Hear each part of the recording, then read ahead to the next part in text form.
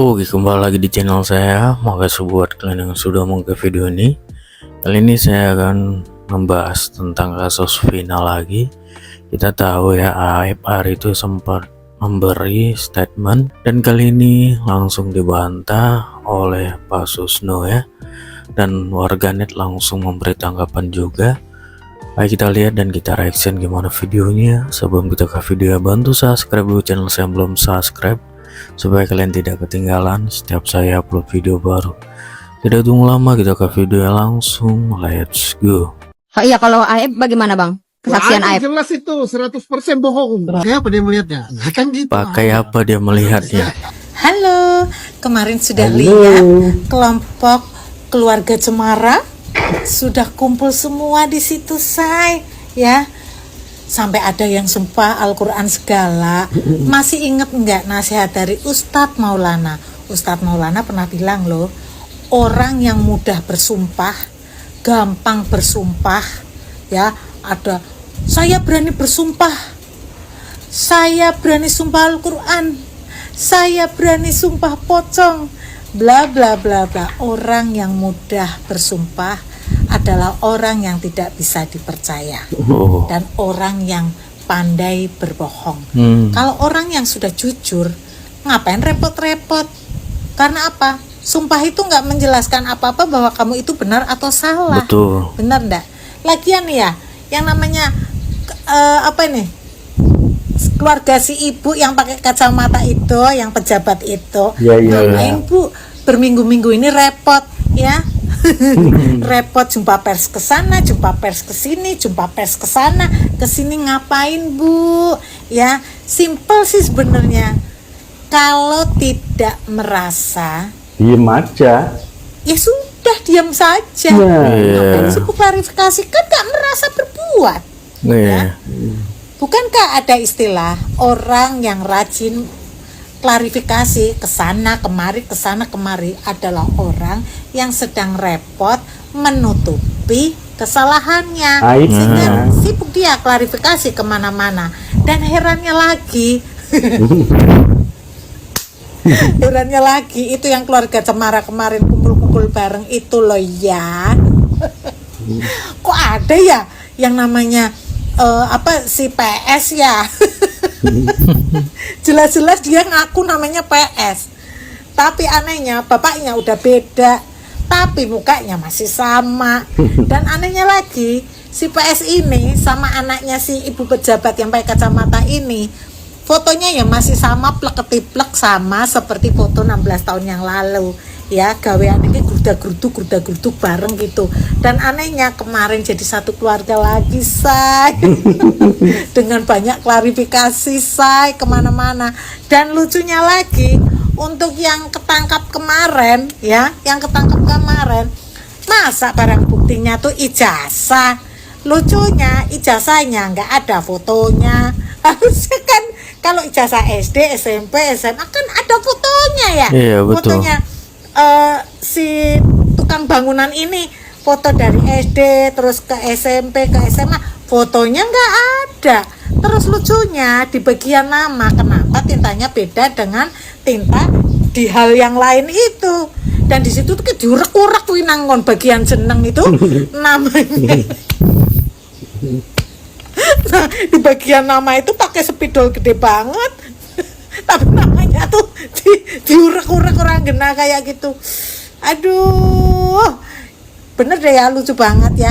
Ini tak nasihatin ya untuk ibu yang pakai kacamata, yang ibu pejabat itu ya Bu. Wes toh ibu ki bali nang omah ya. Kalau lewat pasar ya, blonjo cumi-cumi apa urang apa-apa, masak Bu, masak ya, masak untuk keluarga, fokus. Kalau nggak merasa, nggak usah repot klarifikasi kemana-mana. Tuh. Diketawain Bu, mukanya anak ibu sama yang di foto yang 2016 itu kan aneh banget gitu ya. Tahu-tahu akhirnya berkumpul bersama, fake deh. Mau nyangkal-nyangkal apa juga mukanya sama. Ini komentar saya tentang kasus yang lagi viral tentang pembunuhan Vina yang sebenarnya kejadiannya sudah terjadi 8 tahun yang lalu, tapi kenapa saat ini jadi rame, banyak drama, banyak opini, banyak kegaduhan gitu. Kalau menurut saya ini karena kekuatan sosmed ya. Jadi banyak orang-orang atau pihak-pihak yang membuat statement di sosial media yang akhirnya membuat kacau gitu, membuat rancu karena banyak opini. Sedangkan sebenarnya kita ini kan orang luar nih, kita bukan pihak keluarga baik Vina maupun keluarga bagi para terdakwa.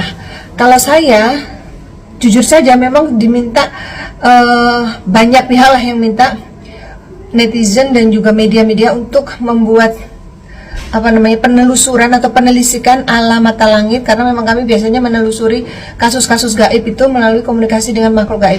Tapi kenapa Panglima Langit tidak mengikuti? Karena bagi kami ini sebenarnya bukan urusan kami gitu, dan sudah ditangani oleh pihak yang berwajib dan juga ada lawyer terkenal Pak Hotman Paris juga sudah turun tangan. Sudah cukup, ngapain kita ikut-ikutan gitu. Lagi pula kita punya banyak pasien yang butuh konsentrasi kita, jadi kita memilih untuk fokus pada pasien-pasien kami. Nah, kalau menurut saya mungkin sebagian orang merasa ini tidak adil, ada permainan dan lain-lain. Sudahlah, serahkan saja sama Allah. Kalaupun Vina sudah meninggal, memang itu takdirnya dia. Walaupun kejadian takdir itu dijemputnya dengan cara yang tidak baik, tapi ya semua terjadi atas izin Allah gitu kan. Kita doakan aja yang terbaik. Kalaupun ada pengadilan dunia yang tidak wajar, pengadilan akhirat tidak akan bisa mereka menghindar. Jadi pasti akan mendapatkan pengadilan gitu. Itu pendapat saya. Terima kasih, semoga bermanfaat. Assalamualaikum. Liga Akbar, teman dekatnya almarhum Eki, telah memberikan kesaksian bahwa dia tidak mengenal Peggy Setiawan dan mengaku bahwa dipaksa menandatangani BAP yang telah direncanakan. Apung RP telah memberi kesaksian bahwa dia tidak mengenal Peggy Setiawan. Linda memberi kesaksian bahwa dia juga tidak mengenal Peggy Setiawan. Saka Tatal memberi kesaksian bahwa dia juga tidak mengenal Peggy Setiawan. Lalu, atas dasar apa Polda Jabar masih menahan Peggy Setiawan sampai saat ini? Kan atas dasar firasat dari seorang master, Bang. Firasat, makan tuh firasat. Kan kesaksian dari Mel dan juga Aeb, Bang. Oh, Mel, si mata elang itu. Kan juga di KTP ijazah kakaknya kan sama, Bang, namanya Peggy Setiawan. Benar kan? Bodoh doing, bodoh. Pada akhirnya saya yakin bahwa kebenaran akan menemukan jalannya sendiri. Catat. Masih seputar kemunculan saksi baru Liga Akbar yang kemarin baru ngasih keterangan ke Kapolda. Ternyata kemunculan Liga ini mengubah beberapa keterangan sebelumnya. Di antaranya, dia mengaku tidak melihat secara langsung peristiwa lempar-lemparan batu dan juga teriak-teriakan yang dilakukan oleh geng motor terhadap Vina dan Eki. Jadi, satu-satunya orang yang melihat peristiwa lempar-lemparan batu itu hanyalah Aeb, seperti halnya yang dia ungkapkan kepada Pak Rudiana. Nah, hal ini mengungkap fakta baru bahwasanya dasar dari penangkapan 8 orang di tahun 2016 itu adalah kesaksian Aeb yang saat ini sangat-sangat diragukan, sangat-sangat miris dan juga sangat nampak peluang besar salah tangkap itu benar-benar terjadi. Nah, si Liga ini juga ternyata ada di pihak si Peggy karena dia memberi kesaksian bahwasanya dia tidak mengenal Peggy sebelumnya, tidak pernah melihat Peggy di malam kejadian juga. Nah, selanjutnya mari kita tunggu bagaimana kelanjutan dari kisah si Aeb ini. Akankah dia dipenjara seperti yang disarankan oleh Pak Susno? Kalau aku sih mendukung banget dia harusnya diusut. Oke, dia tanggapan netizen. Betul sekali ya, janggal sekali. Apalagi yang ungkapan dari Aeb. Wah, jelas-jelas luar biasa sekali penglihatannya. Bisa ngelihat 100 meter dengan jelas ya. Nggak kenal tapi ngelihat wajahnya dengan jelas gitu ya. Dan warganet pun bingung juga kalau memang nggak merasa kenapa klarifikasi kemana-mana. Betul juga ya kan, wah penasaran sekali gimana akhirnya.